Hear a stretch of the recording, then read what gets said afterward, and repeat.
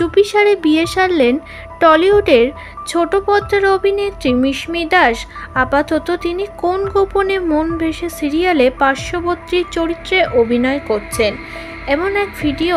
তবে নায়িকার হঠাৎই এক ভিডিও ফাঁস হয়েছে যেখানে নববধূ সাজে ধরা দিয়েছেন তিনি। ভক্তমহলে প্রশ্ন জেগেছে, তাহলে কি চুপিসারে বিয়ে সেরে ফেললেন মিশমি দাস? কিন্তু আপনারা যেটা ভাবছেন সেটা সম্পূর্ণ মিথ্যে। নায়িকা ফটোশ্যুট ভিডিওতে নতুন কনে সাজে হাজির হয়েছে। যে ফটোশ্যুট ভিডিওতে তাকে নববধূ সাজে দেখেছেন সেটা শুধুই সিরিয়ালের ক্ষেত্রে। নায়িকার কাছে জানতে চাওয়া হলে তিনি বলেন, এখন কোনো বিয়ের প্ল্যান নেই, নিজের কেরিয়ারটা আরও শক্তপোক্ত করে তুলতে চাই। বিয়ে করার অনেক সময় আছে, পরে ভেবেচিন্তে বিয়ে করব।